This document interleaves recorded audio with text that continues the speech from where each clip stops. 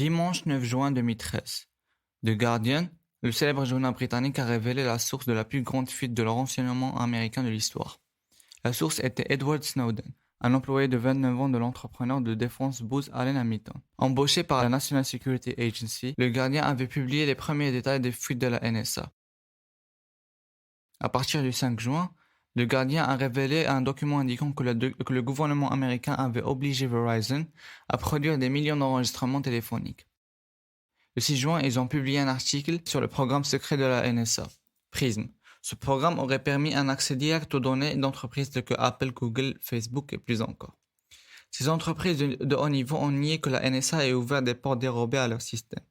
Le lendemain, le Guardian a révélé dans un addendum à l'histoire du PRISM que le gouvernement de communication Headquarters, l'équivalent britannique de la NSA, avait accès au programme PRISM, et donc accès aux données de ces géants de la technologie. Après la publication des rapports de Le Guardian, le gouvernement américain n'a pas tardé à défendre la NSA et ses pratiques.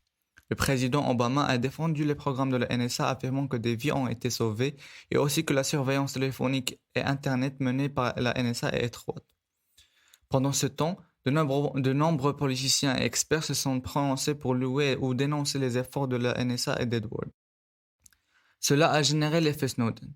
L'effet Snowden fait partie des réactions aux révélations de surveillance mondiale faites par Edward Snowden. Ces révélations ont alimenté les débats sur la surveillance de masse, le secret gouvernemental et l'équilibre entre la sécurité nationale et la confidentialité des informations, et ont eu des impacts notables sur la société et l'industrie de la technologie. Ils ont servi d'élan à de nouveaux produits qui répondent aux préoccupations de confidentialité telles que le cryptage. Collectivement, ces impacts ont été désignés par les médias et d'autres comme l'effet Snowden. Exemple de ces impacts.